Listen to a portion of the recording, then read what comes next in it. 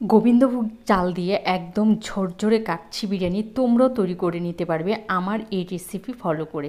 তো ভিডিওতে আমি A to Z টিপস তোমাদের সাথে শেয়ার করব কিভাবে শুধুমাত্র এই গোবিন্দভোগ চাল দিয়েও ঝরঝরে কাচ্চি বিরিয়ানি তৈরি করা যায়। হ্যালো বন্ধুরা, আকাশ ডায়েরিতে সবাইকে স্বাগতম। যারা আমার চ্যানেলে নতুন আছো প্লিজ চ্যানেলটা সাবস্ক্রাইব করে পাশে থাকা বেল আইকনে ক্লিক করে দিও, তাহলেই যখনই নতুন নতুন ভিডিও আপলোড দেবো সবার আগে পৌঁছে যাবে তোমাদের কাছে। তো প্রথমে একটা মিক্সার তৈরি করব। 2 চা চামচ নিয়েছি গোলাপ জল, 2 চা চামচ কেওড়া জল আর 4 থেকে 5 ড্রপ নিয়েছি মিঠা। তো মিঠাটা কিন্তু খুব সাবধান, এটা একদম কম করে নিতে হবে। এবার ভালো করে মিশিয়ে এক পাশে আমি রেখে দেব। তো এখানে দেখো আমি নিয়েছি কর্ক মুরগি, সেটা 500 গ্রাম নিয়েছি।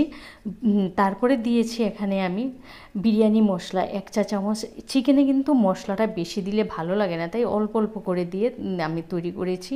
হাফ চা চামচ দিয়েছি গরম মশলা, তারপরে 1 চা চামচ দিয়েছি কাশ্মীরি লঙ্কার গুঁড়া। ওই যে মিক্সারটা তৈরি করেছি গোলাপ জল কেওড়া জলের, সেটা 1 চা চামচ এখানে দিয়েছি। 1 চা চামচ দিয়েছি আদা বাটা আর 1 চা চামচ দিয়েছি রসুন বাটা। তো বেশ, এখানে আর কিছুই না। এবার দেব আমি নুন পরিমাণ মতো। চিকেনটা কতটা পরিমাণে নেওয়া হয়েছে ঠিক ওইটুকুন, এর বাইরে কিন্তু দেওয়া হবে না। চিকেনটা পরিমাণে নুনটা দিতে হবে। 100 গ্রাম দিয়েছি টক দই, আর এখানে দিয়ে দেব আমি সাদা তেল।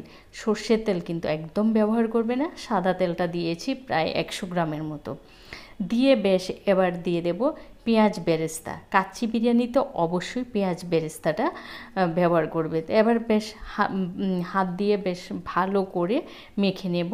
হাতের ভালোবাসার ছোঁয়াটাই কিন্তু একদম এই কাচ্চি বিরিয়ানির মেন হলো চিকেনটাকে ভালো করে মাখা। তো আমি দেখো এখানে ভালো করে মেখে 3 ঘন্টার জন্য আমি রেস্টে রেখে দেবো। তোমাদের হাতে সময় কম থাকলে তোমরা 1 ঘন্টাও রেখে দিতে পারো।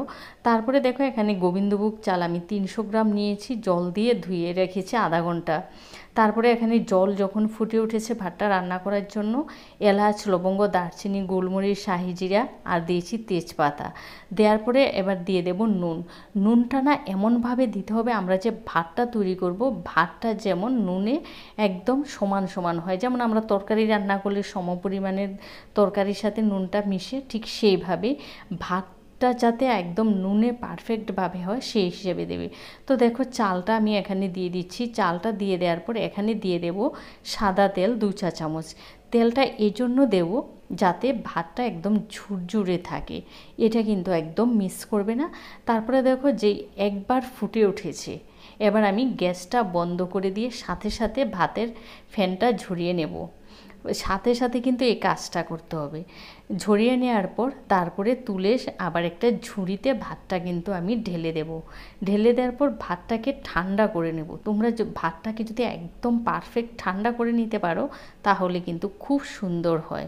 তো ভাতটা আমি ঠান্ডা করে নেওয়ার পর এবার দমে বসানোর জন্য এখানে আমার একটা পুরনো রুটির একটা লোহার তাওয়া আছে, ওটাকে দিয়ে দিয়েছি। এটা আমি ব্যবহার করি না, শুধু দমে বসানোর জন্য ব্যবহার করি। এবার ওই যে মেরিনেট করা চিকেনটা আর চিকেনের সাথে যে গ্রেভিটা ছিল সেটা দিয়েছি, আর ধুয়ে না একটু ধরো হাফ কাপের মতো বাটিটা ধুয়ে একটু জলও দিয়ে দিয়েছি। ওটা ভিডিওটা স্কিপ হয়ে গেছে। তারপরে 3টে আলু দিয়েছি নুন হলুদ দিয়ে ভেজে। এবার তৈরি করা ভাতটা তোমরা দেখতে পাচ্ছ কতটা ঝুরঝুরি হয়েছে। ভাত কিন্তু আমি সেদ্ধ করিনি, এটা মাথায় রাখবে। ভাতটা কিন্তু আমি সেদ্ধ করিনি, শুধু চালে দিয়ে একটা ফুট আসার পরে আমি নামিয়ে নিয়েছি। তারপরে পেঁয়াজ বেরেস্তা দিয়েছি আর কাঁচা লঙ্কা দিয়েছি। দেওয়ার পরে এখানে আমি দিয়ে দেব তোমার একে একে ওই যে তৈরি করে রেখেছি গোলাপ জল কেওড়া জলের মিশ্রণটা, ওটা দিয়েছি। আর এখানে না আমি 2 কাপ দুধ দিয়েছি। 2 কাপ দুধ দিয়েছি, তোমরা চাইলে এখানে 1 কাপ দুধ 1 কাপ জলও দিতে পারো। তারপরে 3 চা চামচ দিয়েছি গুঁড়া দুধ। গুঁড়া দুধটা খেতে ভীষণ টেস্ট হয়। হাফ চা চামচ দিয়েছি এখানে আমি গরম মশলা গুঁড়া। গরম মশলা গুঁড়া দেওয়ার পরে এখানে 1 চা চামচ দিয়েছি বিরিয়ানি মশলা। বিরিয়ানি মশলা দেওয়ার পরে এখানে দিয়ে দেব তারপরে বড় চামচে 2 চা চামচ ঘি। এগুলো কিন্তু একদম স্কিপ করবে না। তারপরে দেখো ঢেকে হাই হিটে 5 মিনিট রান্না করব। ঢাকনাটা এমনভাবে দেবে যেন কোনো স্টিম বেরিয়ে না যায়।